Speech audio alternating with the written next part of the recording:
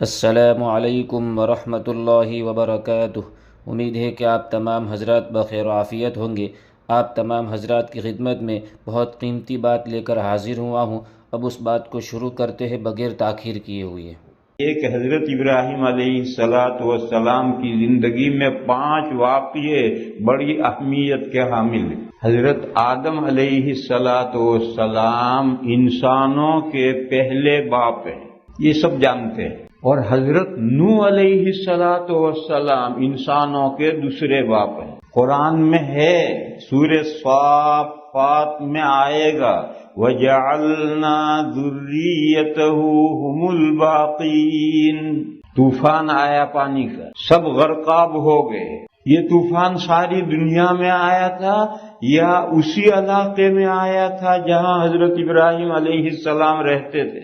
ابراہیم نے استغفر اللہ، حضرت نوح علیہ السلام اور ان کی قوم جہاں رہتی تھی وہیں آیا تھا، وہیں آیا تھا، کیونکہ حضرت آدم علیہ السلام اور نوح علیہ السلام کے درمیان میں 10 باپ ہیں۔ یہ سلسلے نسب بائبل میں ہے، سچ یا جھوٹ وہ جانے، مگر بائبل میں حضرت آدم اور حضرت نوح علیہ السلام کے درمیان میں 10 باپ ہیں، اور 10 باپوں کی اولاد اتنی نہیں ہو سکتی ہے، 10 جنریشن اتنے نہیں ہو سکتے ہیں کہ ساری زمین بھر جائے۔ حضرت نوح علیہ السلام جہاں تھے وہی علاقہ، وہی انسانوں سے آباد تھا، وہاں سیلاب آیا اور سب انسان غرقاب ہو گئے۔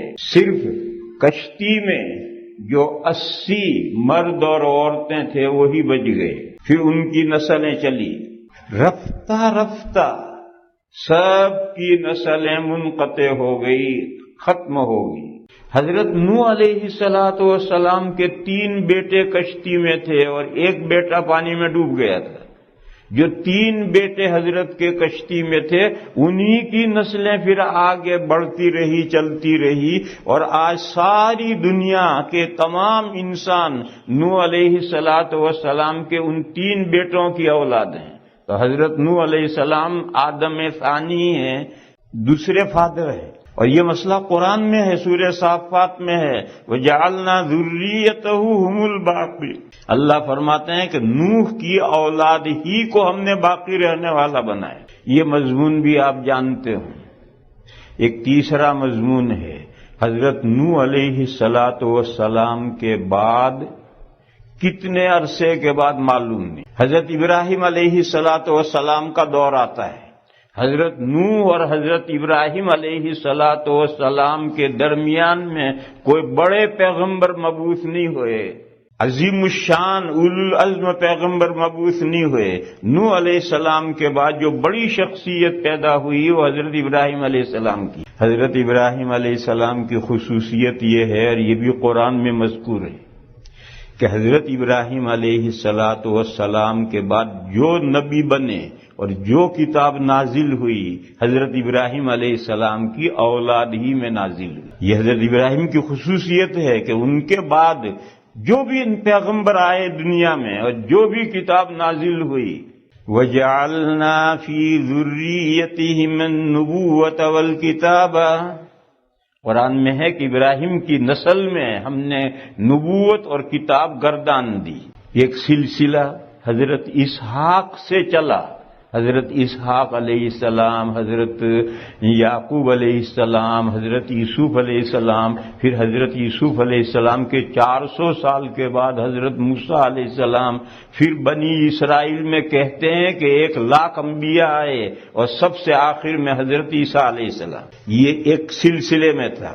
اور حضرت اسماعیل علیہ السلام کی اولاد میں حضرت اسماعیل علیہ السلام، اور اس کے بعد آخر میں خاتم النبیین حضرت محمد مصطفیٰ صلی اللہ تعالی علیہ وسلم۔ تو چونکہ ہمارے نبی صاحب حضرت ابراہیم کی اولاد میں ہیں، اور نبی پاک صلی اللہ تعالی علیہ وسلم ملت ابراہیمی اور ملت اسماعیلی پر ہیں، اس اعتبار سے حضرت ابراہیم علیہ السلام کے چند اہم واقعات قرآن کریم میں مذکور ہوئے ہیں، اور وہ 5 واقعات ہیں۔ حضرت ابراہیم علیہ السلام جس قوم کی طرف مبعوث کیے گئے تھے وہ قوم 2 حصوں میں بٹی ہوئی تھی۔ کچھ لوگ ستاروں کو پوجتے تھے اور کچھ لوگ مورتیوں کو پوجتے تھے. ان دونوں کی طرف حضرت ابراہیم علیہ السلام مبعوث کیے گئے. حضرت ابراہیم علیہ السلام نے اپنی قوم کے ان لوگوں کو جو آسمان کے تاروں کو پوجتے تھے ان کو اللہ کی وحدانیت کس طرح سمجھائی تھی، کیا دلیل ان کے سامنے پیش کی تھی. اور حضرت ابراہیم علیہ السلام کی قوم کے وہ لوگ جو مورتیوں کو پوجتے تھے، بتوں کو پوجتے تھے، ان کو حضرت ابراہیم علیہ السلام نے کس طریقے پر اللہ کی وحدانیت، اللہ کی معبودیت سمجھائی تھی، اور بتوں کی بے ثباتی، بتوں کی بے حیثیتی کس طرح سے ان کے ذہن نشین کی تھی. یہ دو واقعے ہیں. پھر جب حضرت قوم نے حضرت ابراہیم علیہ السلام کا معاملہ، جو انہوں نے تمام مندر کی مورتیوں کو توڑ دیا تھا، یہ معاملہ بادشاہ کے سامنے رکھا، کمپلینٹ کی کہ ابراہیم نے ہمارے مندر کے مورتیوں کی یہ گت بنائی، تو بادشاہ خدائی کا دعوے دار تھا. بادشاہ خود یہ دعوے دار کہ خدا سب انسانوں کا میں ہوں. اور اب تو ایسے کم رہ گئے ہیں، اب بھی ہیں خدائی کے دعوے دار، اب بھی ہیں، مگر کم رہ گئے. کیونکہ اب انسان کچھ عقل زیادہ ہو گئی انسانوں کے بعد، تو عقل مند لوگ جلدی سے ایسے دعوے نہیں مانتے. لیکن پہلے جب لوگ بھولے بالے تھے تو ہر آدمی خدا بن جاتا تھا. یہ آغا خان جو اسماعیلی فرقے کا بانی ہے، اس کے بارے میں ہم نے سنا کہ یہ یورپ میں آیا، ہندوستان میں سے یورپ کے دورے پر آیا. تو یورپ میں نامہ نگاروں نے اس سے سوال کیا کہ ہندوستان میں آپ کو لوگ خدا مانتے ہیں، آپ کیسے خدا ہو گئے؟ یورپ کا تو ذہین عنصر تھا، لوگ ذہین تھے کہ انسان کیسے خدا ہو جائے. تو انہوں نے سوال کیا کہ ہندوستان کے لوگ آپ کو خدا مانتے ہیں، آپ خدا کیسے ہو گئے؟ تو اس نے جواب دیا، ہندوستان کے لوگ بے وقوف ہیں، چوہے کو پوجتے ہیں، سانپ کو پوجتے ہیں، پتھر کو پوجتے ہیں، دریا کو پوجتے ہیں، ندی کو پوجتے ہیں. میں تو ان سب سے اچھا ہوں. ان کے نزدیک یہ جب سب چیزیں خدا ہو سکتی ہیں تو میں کیوں نہیں خدا ہو سکتا؟ چنانچہ قرآن کریم میں دو شخصوں کے بارے میں، ایک کے بارے میں تو صراحت ہے، ایک کے بارے میں اشارہ ہے. فرعون کا یہ دعویٰ، انا ربکم الاعلی، میں تمہارا سب سے بڑا پروردگار تو تمہارا میں ہوں. اور فرعون ایک نہیں تھا، فرعون ایک خاندان ہے جو مصر پر جس نے حکومت کی ہے، اور اس خاندان کے 56 کنگ گزرے ہیں، 56 بادشاہ گزرے ہیں. یہ سب فرعون کہلاتے تھے. اور ان سب کا چارٹ کہ کون سا بادشاہ، کیا نام، کس زمانے سے کس زمانے تک اس نے حکومت کی. لغت کی ڈکشنری کی ایک کتاب ہے المنجد، اس میں لفظ فرعون نکالو، اس 56 بادشاہوں کا چارٹ دیا ہے. یہ بادشاہ، یہ ان کا یہ زمانہ، یہ زمانہ. موسیٰ علیہ السلام کے زمانے میں جو فرعون تھا اس کا نام تھا رامسیس.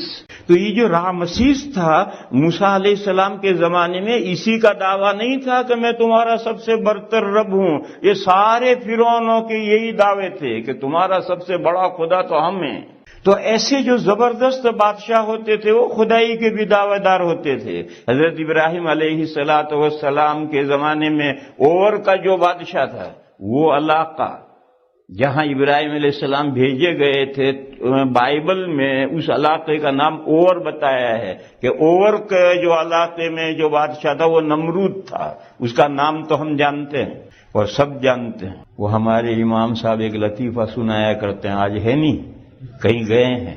عربوں کی ایک جماعت آئی تو ان کو امرود کھلایا لوگوں نے، تو ان کو بڑا مزہ ہے، کھٹا میٹھا بڑا مزہ ہے. تو ایک دو دن کا بازار گئے تو بازار میں جا کر لوگوں سے پوچھا، نمرود نمرود نمرود. وہ امرود تو بھول گئے، نمرود یاد رہے. سبحان. تو یہ جو نمرود تھا یہ بھی اگرچہ تھا امرود کم بخت، مگر خدائی کا دعوے دار تھا. تو جب قوم نے حضرت ابراہیم علیہ السلام کا یہ معاملہ جو مورتیاں توڑ دی تھی، یہ معاملہ جب بادشاہ کے سامنے رکھا کہ ہمارے خداؤں کی اتنی بڑی انسلٹ کر دی انہوں نے، تو حضرت ابراہیم علیہ السلام کا اس بادشاہ کے ساتھ مناظرہ ہوا ہے. بادشاہ وہ خدائی کا دعوے دار ہے، اس نے ابراہیم سے کہا تمہارا خدا ہے کون جس کی طرف تم بلاتے ہو؟ یہ تیسرا واقعہ ہے ابراہیم علیہ السلام کی زندگی کا۔ چوتھا واقعہ حضرت ابراہیم علیہ السلام کے سب سے بڑے بیٹے حضرت اسماعیل علیہ السلام، ان کو حضرت نے کعبہ شریف جہاں ہے وہاں لے جا کر کے بسایا تھا، اور پھر جب وہ بڑے ہوئے، باپ کی مدد کرنے کے قابل ہوئے، تو باپ اور بیٹے نے مل کر کے یہ کعبہ شریف تعمیر کیا ہے۔ یہ حضرت ابراہیم علیہ السلام کی زندگی کا ایک خاص واقعہ ہے، وہ قرآن کریم میں مذکور ہے۔ اور پانچواں واقعہ ہے حضرت ابراہیم علیہ السلام کو یہ حکم دیا گیا کہ اپنے بیٹے کی قربانی کرو، چنانچہ انہوں نے حضرت اسماعیل علیہ السلام کی قربانی کے لیے سارے جتن کر لیے۔ پھر اللہ کی وحی آئی کہ امتحان تمہارا پورا ہو گیا، قربانی مقصود نہیں ہے، اور دمبا اور مینڈھا بھیجا گیا کہ اسماعیل کی جگہ پر اس کی قربانی کرو۔ چنانچہ انہوں نے حضرت اسماعیل کی جگہ پر مینڈھے کی، دمبے کی قربانی کی، اور وہی قربانی ان کی حضرت اسماعیل کی اولاد میں یادگار بن کر چلی، اور آج تک وہ قربانی ہو رہی ہے۔ حضرت اسحاق علیہ السلام کے نسل میں، یعنی یہود و نصارہ کی نسل میں یہ قربانی نہیں ہے، یہ حضرت ابراہیم علیہ السلام کے صاحبزادے حضرت اسماعیل کی اولاد میں قربانی کا یہ سنت جاری ہے۔ اگرچہ بائبل نے کیا کر دیا ہے، یہ جو ہولی بک ہے بائبل، اس میں یہ قربانی کا واقعہ ہے، مگر حضرت اسماعیل کا نام کاٹ کر کے وہاں حضرت اسحاق کا نام رکھ دیا۔ یہ بائبل میں یہ تحریف ہے کہ حضرت ابراہیم کو خواب آیا کہ اپنے بیٹے کو قربانی کرو، انہوں نے حضرت اسحاق کی قربانی، یہ سب جھوٹ ہے۔ اگر حضرت اسحاق کی قربانی ہوئی ہوتی تو حضرت اسحاق کی نسل کے اندر یہ یادگار باقی چلنی چاہیے، جبکہ یہود و نصارہ میں قربانی نہیں ہے۔ یہ صاف اس بات کی دلیل ہے کہ یہ بائبل میں تحریف کر دی گئی ہے، اسماعیل ہٹا کر کے اسحاق رکھ دیا اس کی جگہ۔ یہ واقعہ حضرت اسماعیل کی قربانی کا تھا، اور اسی وجہ سے اسلام میں اسلام سے پہلے بھی قربانی تھی، اور اسلام کے بعد بھی یہ قربانی چل رہی ہے اور آج تک چل رہی ہے۔ یہ جو بیٹے کی قربانی کا، اور پھر بیٹے کو کے بدلے میں فدیے کے طور پر دمبا بھیجنا، اور پھر اس قربانی کو ایک رسم کے طور پر جاری کرنا، یہ حضرت ابراہیم علیہ السلام کی زندگی کا پانچواں واقعہ ہے۔ یہ 5 واقعے قرآن کریم نے متفرق جگہ پر بیان کیے ہیں۔ حضرت ابراہیم علیہ السلام کی قوم کے وہ لوگ جو ستاروں کو پوجتے تھے، ستاروں کو پوجنے والے کوئی ایک ستارے کو نہیں پوجتے، جیسے مورتیوں کو پوجنے والے کوئی ایک مورتی کو نہیں پوجتے ہیں، 10 20 طرح طرح کی مورتیاں ہیں۔ کوئی رام کو پوجتا ہے، کوئی بندر کو پوجتا ہے، کوئی گنپتی کو پوجتا ہے، تو کوئی راون کو پوجتا ہے، تو کوئی پتہ نہیں کس کس کو پوجتے۔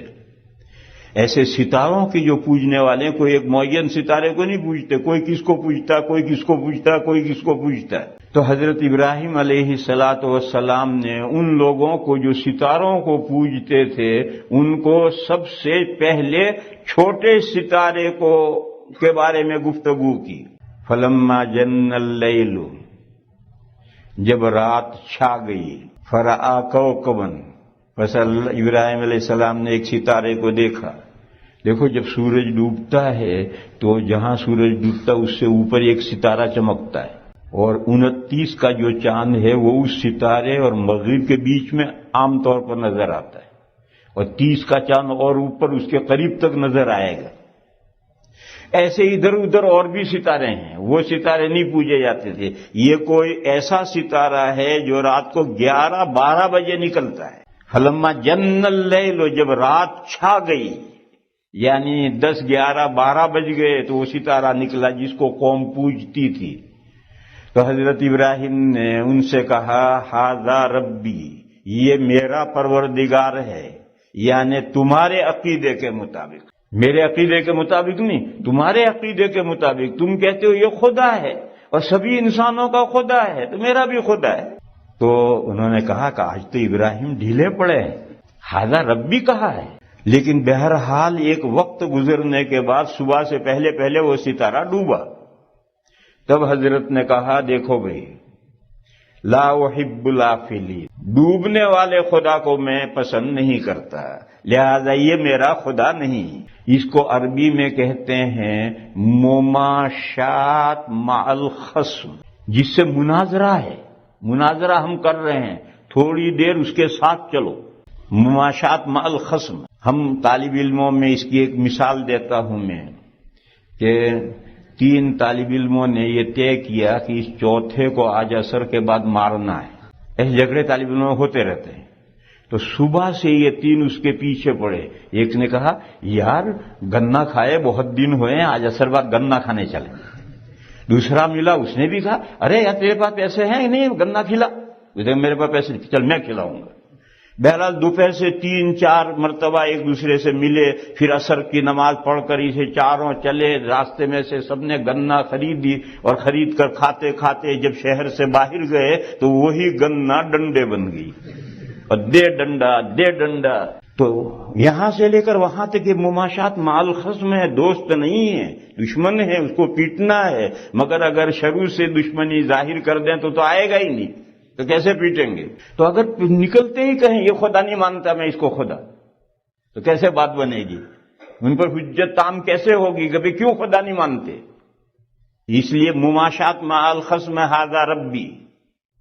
انہوں نے کہا بھی ابراہیم ڈھیلے پڑے ہیں، آج تو انہوں نے ھذا ربی کہا ہے. تو قریب آئے. جب وہ ستارہ ڈوبا تو حضرت نے صاف بتلایا لا احب الافلین، چھپ جانے والا ڈوب جانے والا خدا نہیں ہو سکتا. پھر کسی اور رات دیکھو ایک پوائنٹ دماغوں میں بٹھا دیا کہ جو چھپ جائے، جو غائب ہو جائے، جو مر جائے، جو نیست ہو جائے، جو ڈوب جائے، وہ کیسے خدا ہو سکتا ہے؟ اللہ لا الہ الا هو الحی القیوم. اللہ تو سدا زندہ ہیں اور پوری کائنات کو تھامے ہوئے ہیں.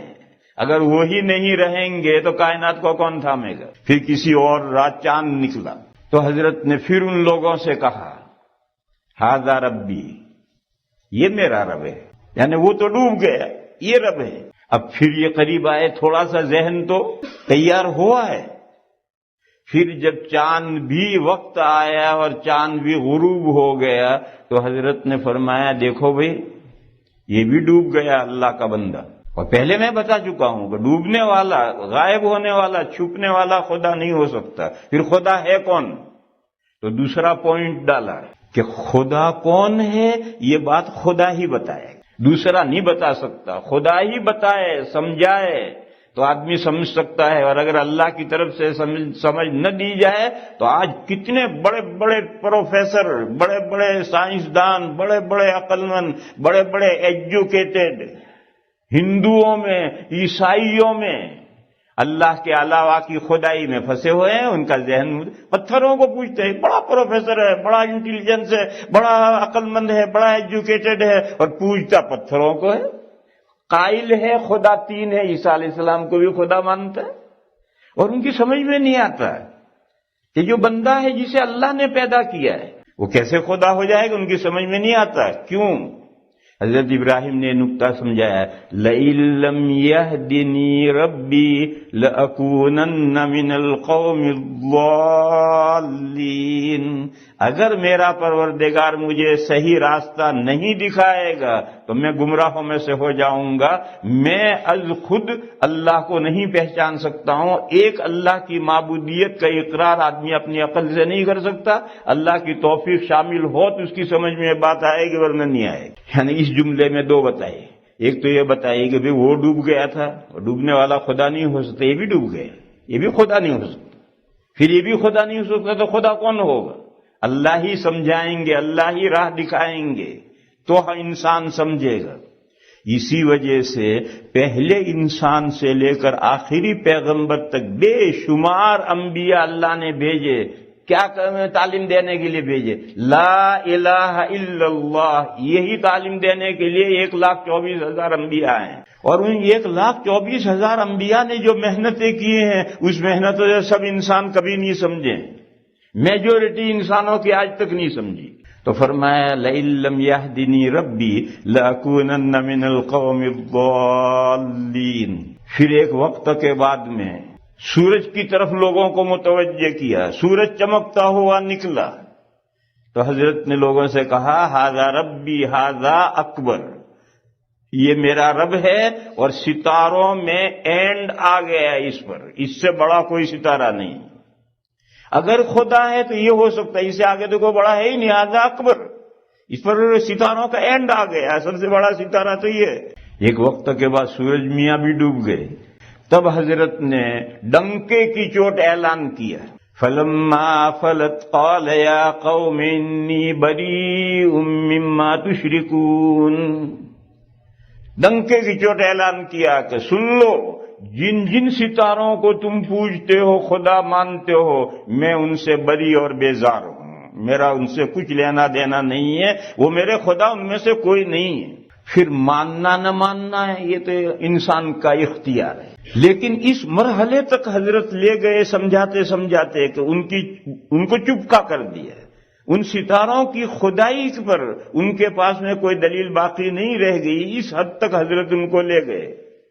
اور آدمی اتنا ہی کر سکتا ہے، کسی کو قائل کرنا یہ کسی کے بس میں نہیں ہے۔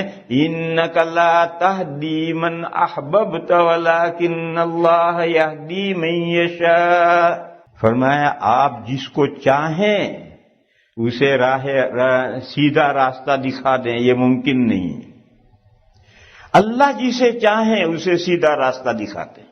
پھر انسان پر محنت کرے گا تو کہاں تک لے جائے گا؟ یہاں تک لے جائے گا کہ چاروں طرف راستے اس کے بند ہو گئے، اب کوئی دلیل اس کے پاس باقی نہیں رہی۔ اب لمحے فکریہ پیدا ہونا چاہیے، یہ لمحے فکریہ پیدا کرنا یہ داعی نہیں کر سکتا ہے، یہ تو اللہ کی توفیق سے کسی کے اندر پیدا ہو جائے۔ یہاں پہنچ کر کسی پڑھے لکھے کے ذہن میں یہ کانٹا آ سکتا ہے کہ جب تک اللہ توفیق نہیں دیں گے بات سمجھ میں آ نہیں سکتی، تو پھر انسان کا کیا قصور ہے؟ یہ کانٹا کسی کے ذہن میں آ سکتا ہے کہ جب تک اللہ توفیق نہیں دیں گے، اللہ نہیں سمجھائیں گے، بات سمجھ میں آ نہیں سکتی، کوئی داعی نہیں سمجھا سکتا، تو پھر انسان کا کیا قصور ہے؟ اس مسئلے کو بہت ٹھنڈے دماغ سے سوچنا پڑے گا، بہت لمبا چوڑا مسئلہ نہیں، اتنا ذرا سا مسئلہ ہے۔ پوری کائنات کس کی پیدا کی ہوئی ہے؟ اللہ کی۔ بس کائنات کی کوئی حالت اللہ کی قدرت سے باہر نکل سکتی ہے؟ نہیں نکل سکتی۔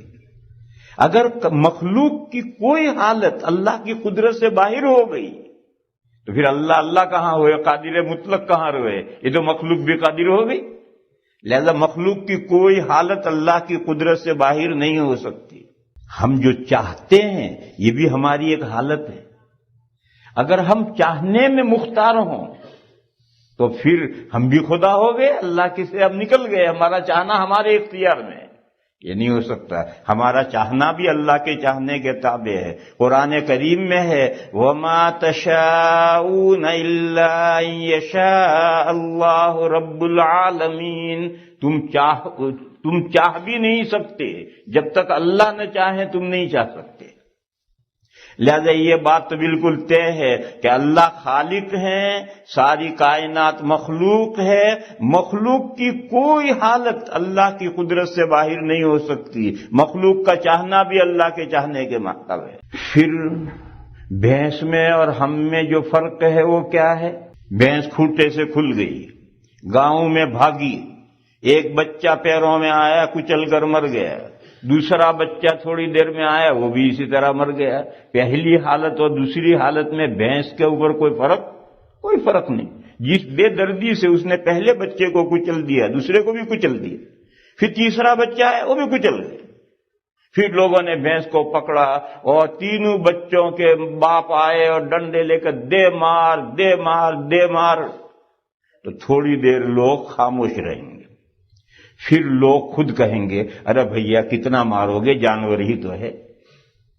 لوگ خود ہی کہیں گے جانور ہی تو ہے، کتنا مارو گے، اور کوئی مقدمہ بھینس پر نہیں کرتا ہے۔ اور 3 بچے اس نے کچل دیے. اس کے بھینس کے دل کی حالت یکساں ہے. اب آپ انسان کی مثال لیجیے. اگر انسان سے بے خبری میں جان بوجھ کر کے تو کوئی شریف آدمی کسی بچے کو کچل نہیں سکتا، لیکن اگر بے خبری میں کوئی بچہ گاڑی کے پہیوں میں آ جائے تو انسان کے قلب کا کیا حال ہو جاتا ہے. میں نے نیو یارک میں دیکھا، ایک گورا گاڑی کر رہا اور ایک بوڑھیا کراس کر رہی، وہ ذرا گاڑی اس کو ٹچ ہوئی، وہ گر پڑی. وہ ایک دم اترا، اس نے گاڑی روکی، اترا، جا کر کے اس کو بڑھیا کو اٹھایا، اس کے سر پر بوسے دے رہا ہے، بار بار پوچھ رہا ہے، اور لے کر اپنی گاڑی میں لے کر ہاسپٹل گئے. ہمارے یہاں ہندوستان میں تو قبرستان جاتا ہے ڈرا ہوا. یہ انسان کا قلب ہے. بے خبری میں یہ ہو گیا ایک بڑھیا کے ساتھ. ایسا بچے کے ساتھ اگر ہماری گاڑی ٹچ کر جائے، خدا نہ خواستہ کچھ ہو جائے، تو ہمارے قلب کا کیا حل ہو جاتا ہے. اور پھر سالوں ایسی غلطی دوبارہ اس سے نہیں ہوگی. دور سے بچے کو دیکھ کر کے سمجھ جائے گا.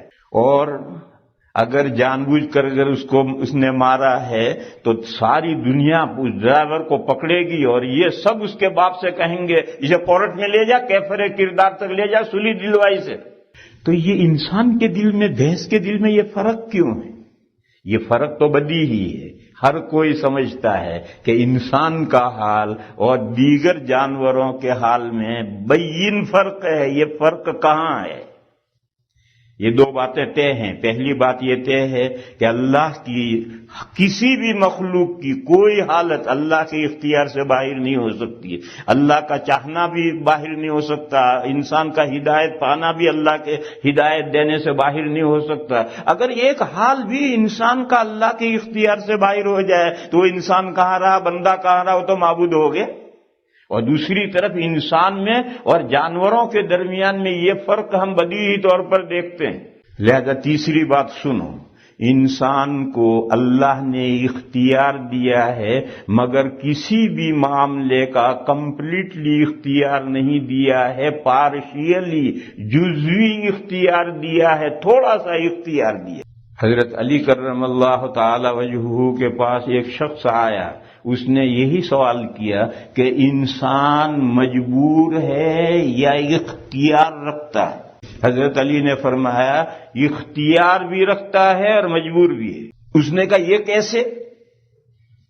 حضرت نے فرمایا کھڑے ہو جاؤ. کھڑے ہو گئے. حضرت نے فرمایا ایک پیر اٹھا لو. ایک اٹھا لیا، ایک پیر کا مرغا بن گیا. حضرت نے فرمایا دوسرا اٹھا لو. کہ دوسرا کیسے اٹھاؤں؟ تو حضرت نے فرمایا دیکھو اتنا تمہارا اختیار ہے کہ بیٹھے تھے کھڑے ہو گئے، ایک پیر اٹھا لیا، یہاں تک تمہارا اختیار ہے، آگے اب تم مجبور ہو.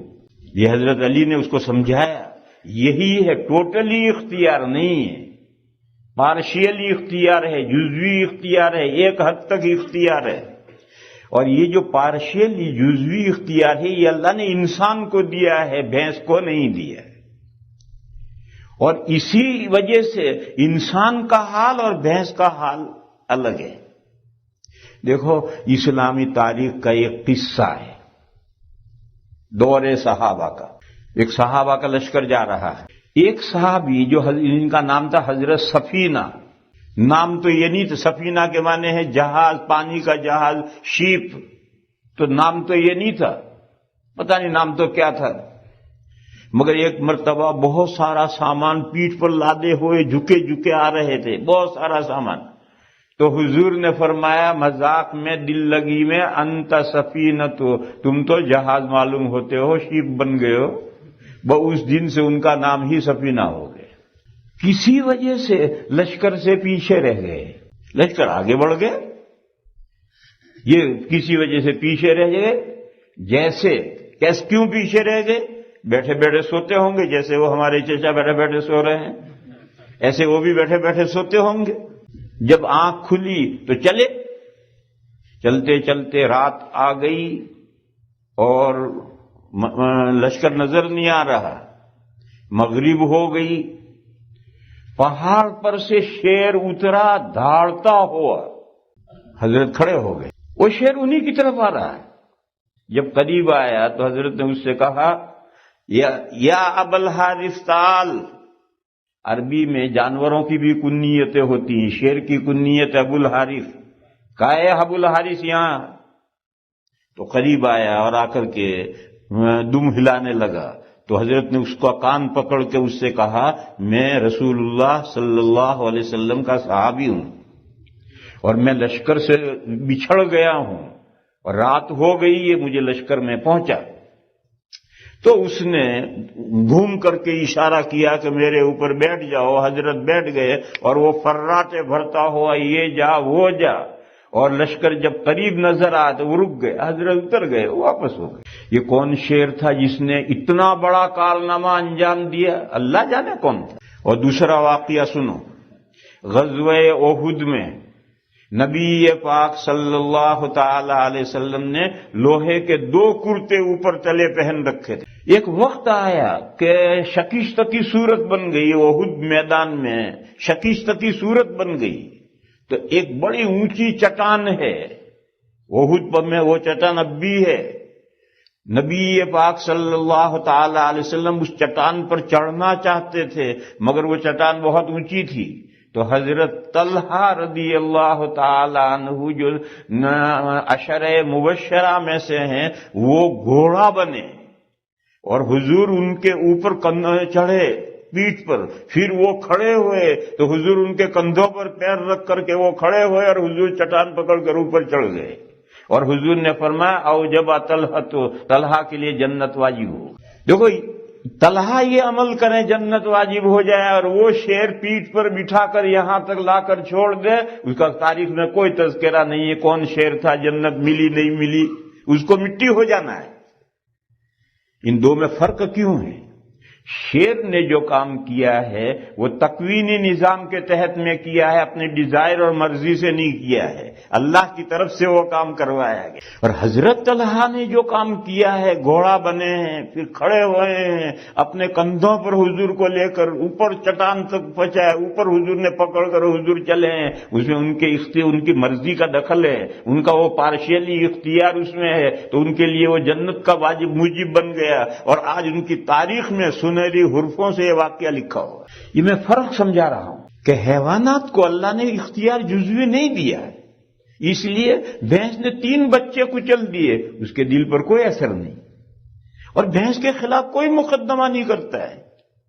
اور انسان اگر ایک بچہ اس کی گاڑی میں آ جائے تو اس کے دل دہل جاتا ہے کہ خدایا مجھ سے کیا ہو گیا. اور زندگی بھر وہ کانٹا اس کے دل میں سے نہیں نکلتا. اور کوئی جان بوجھ کر کرے تو لوگ اس کا مقدمہ کرتے ہیں اور پھانسی دلوا کر چھوڑتے ہیں. یہ جو پارشیلی اختیار ہے اسی پر آخرت میں جزا و سزا کا مدار ہے. انسان ہدایت کے لیے جب وہ پارشیلی اختیار جزوی اختیار سے ہدایت چاہے گا تو اللہ ہدایت دیں گے، مگر ہدایت ملے گی کب؟ جب اللہ دیں گے تب ملے گی. مگر اللہ کب دیں گے؟ جب وہ پارشلی اختیار سے ہدایت چاہے گا. تو حضرت ابراہیم علیہ السلام نے 2 ٹوک اعلان کیے، قال یا قوم انی بریء مما تشرکون، اے میری قوم سن لو، جن ستاروں کو تم اللہ کے ساتھ خدائی میں شریک گردانتے ہو، پارٹنر بناتے ہو، میرا ان سے کوئی تعلق نہیں. ان کو اس مرحلے پر لایا کہ اب آگے وہ کوئی دلیل ان کے پاس نہیں رہی. اسی حد تک انسان قائل کر سکتا ہے. اس سے آگے خود انسان کے لیے لمحے فکریہ پیدا ہو، وہ لمحے فکریہ پیدا ہو اور اس کے بعد میں وہ کوشش کرے تو پھر اللہ کی طرف سے فیضان کا دروازہ واہ ہوتا ہے، دروازہ کھلتا ہے اور ہدایت نصیب ہوتی ہے. اور وہ لوگ جو مورتی پوجا کرتے تھے، ان مورتی پوجا کرنے والوں میں خود حضرت کا جو باپ تھا وہ مہنت تھا. مہنت، میم چھوٹی ہا نون اور لمبی تھا. یہ ہندوؤں کا لفظ ہے، ہندی کا لفظ ہے. مہنت مانے بڑا کیا کہتے ہیں، گرو نہیں، بڑا پنڈت. بڑا پنڈت تھا اس مندر کا، سب سے بڑا پنڈت مہنت، وہ حضرت ابراہیم کا باپ تھا. حضرت ابراہیم علیہ السلام نے اپنے باپ سے اس مسئلے پر گفتگو کی ہے، اور وہ بھی سورہ مریم میں آئی. قوم کو بھی سمجھایا مگر قوم کی سمجھ میں نہیں آیا. دل پر جب پتھر پڑ جاتے ہیں تو پتھر کو خدا ماننے لگتا ہے. دل پر انسان کے جب پتھر پڑ جاتے ہیں، عقل پر پتھر پڑ جاتے ہیں، تو بے بس پتھر کو خدا بنا لیتا ہے۔ حضرت نے ان سے کہا تمہارے ان خداؤں کی میں ایک دن گت بناؤں گا جب تم یہاں نہیں ہوگے۔ اب مندر میں تو ہر وقت کوئی نہ کوئی رہتا ہے، پجاری سب رہتے ہی وہاں۔ بات گئی گزری ہو گئی، کئی دن گزر گئے، لوگ بھول گئے یہ بات۔ پھر ایک میلہ آیا، اس میلے میں سب کو جانا ہے، تو باپ نے بیٹے سے بھی کہا چل ابراہیم۔ تو حضرت نے کہا انی سقیم، میری طبیعت ناساز ہے، ناموافق ہے، بیمار ہوں میں۔ اور یہ بات کہی، ستاروں کو دیکھا اور دیکھ کر کے بات کہی، تو لوگوں نے یہ سمجھا کہ یہ ستاروں کی چالیں دیکھ کر کے انہوں نے اندازہ کیا ہے کہ فی الحال تو بیمار نہیں، آگے بیمار پڑیں گے۔ تو ان کو چھوڑ دیا اور لوگ چلے گئے۔ ان کے جانے کے بعد جب گاؤں خالی ہو گیا، شہر مندر خالی ہو گیا، تو کلہاڑ لے کر کے سب کو مار مار کے الو بنا دیے اور توڑ کر کے ڈھیر کر دیا، ٹکڑے کر دیے۔ اور جو سب سے بڑا مورتی تھی، سب سے بڑی مورتی تھی، اس کو نہیں توڑا، وہ کلہاڑا اس کی گردن میں یوں کر کے لگا، پکڑا دیا۔ 3 دن کے بعد میں وہ لوگ آئے، آتے ہی مندر میں پہنچے تو مندر کا برا حال تھا، سب خدا مرے پڑے تھے۔ تو بڑا مسئلہ بن گیا، سارے خداؤں کو مار دیا، کس نے مارا؟ تو سب جانتے تھے کہ شہر میں ایک ہی ابراہیم ہی ہے، اور تو سب چلے گئے تھے۔ اور وہ پچھلی بات بھی یاد آئی کہ ابراہیم نے کہا تھا کہ جب تم یہاں موجود نہیں ہوگے، غیر حاضر ہوگے، تب میں ان کی گت بناؤں گا۔ لہذا یہ گت اسی نے بنائی، لاؤ اسے پکڑ کے سب کے سامنے لائے گئے۔ پوچھا ابراہیم تم نے یہ ہمارے خداؤں کو ٹانگیں توڑی ہیں؟ حضرت ابراہیم نے کہا بل فعلہ، بلکہ کیا ہے اس کو جس نے بھی کیا ہے، کبیرہم ھذا، یہ گرو گھنٹال کلال یہ کھڑا، اس سے پوچھو کس نے یہ حرکت کی، تو نے کی یا کوئی اور آیا تھا؟ تو لوگ بھی سمجھتے تھے کہ نہیں یہ بڑا گرو گھنٹال توڑ سکتا ہے، نہیں اس سے پوچھیں گے تو یہ بولے گا۔ تو ان کے دماغوں کی چولیں ہل گئی، ان کے دماغوں کی چولیں ہل گئی کہ ہم کسے پوچھتے ہیں۔ ثم نکسوا علی رؤوسہم فقالوا انکم انتم الظالمون، ان کے دماغوں کی چولیں ہل گئی۔ مگر کتے کی دم ٹیڑھی، خدا ان کے خدا ہی ہے۔ چنانچہ انہوں نے ان کا مقدمہ حضرت ابراہیم علیہ السلام کا یہ مقدمہ بادشاہ وقت کے سامنے پیش کیا کہ ابراہیم نے ہماری مورتیوں کے ساتھ یہ مسئلہ۔ چنانچہ حضرت ابراہیم علیہ السلام بادشاہ کے دربار میں بلائے گئے۔ حضرت ابراہیم علیہ السلام جب وہاں دربار میں پہنچے تو اس نے سوال کیا تم نے قوم کے خداؤں کی ٹانگیں توڑ دی، تمہارا خدا کون ہے؟ ان کی ٹانگیں توڑنے کا مطلب یہ کہ تم انہیں خدا نہیں مانتے، اور خدا تو چاہیے، خدا کے بغیر تو کارخانہ کیسے چلے گا؟ لہذا خدا کوئی چاہیے، تمہارا خدا ہے کون؟ اس کو تم خدا مانتے نہیں۔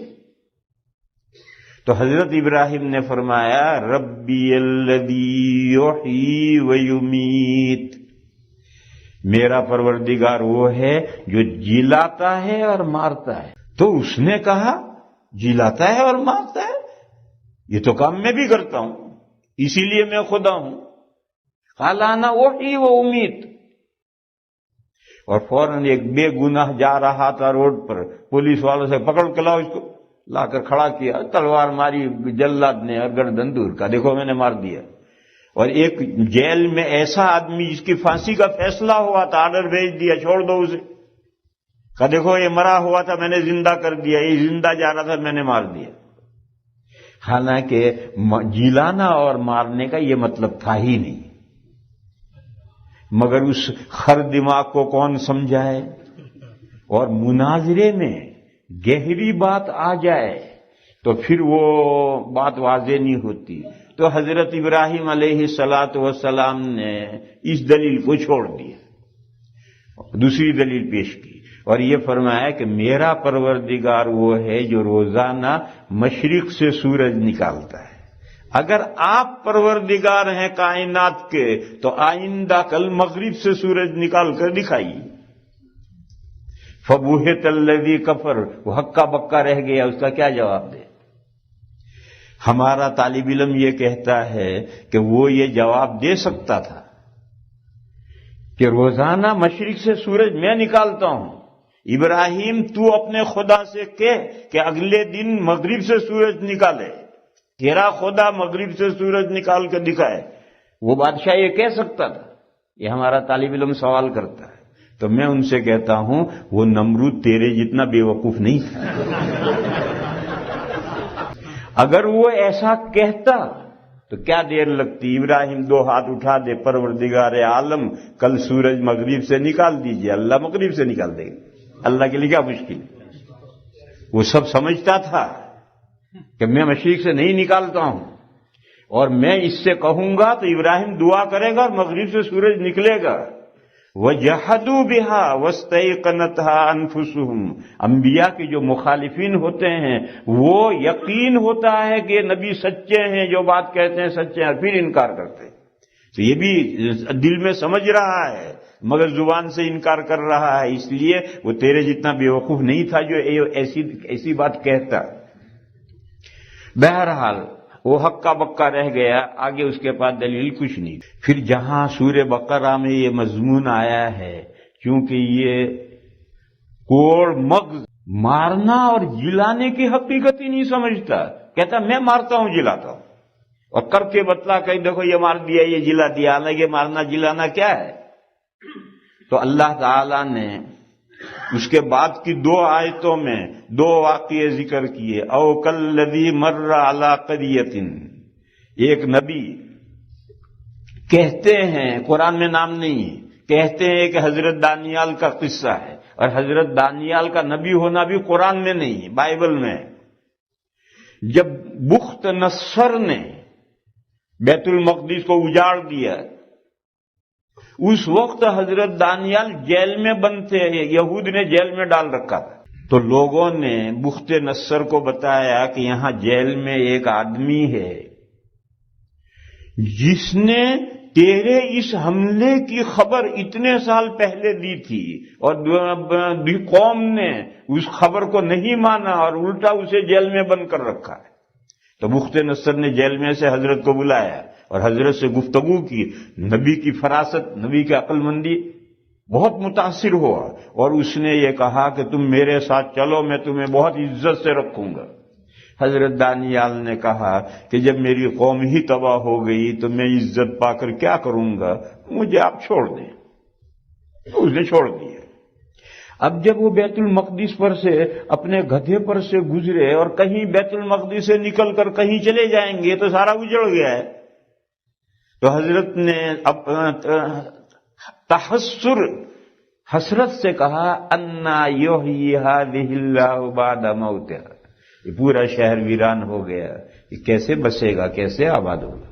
اور یہ کہہ کر شہر سے نکل کر جنگل میں چلتے رہے، ایک درخت کے تھک گئے تھے، ایک درخت کے نیچے اتر کر گدھے کو باندھ دیا اور حضرت آرام کرنے کے لیے لیٹ گئے۔ وہیں اللہ نے ان کی روح قبض کر لی اور 100 سال تک مرے رہے۔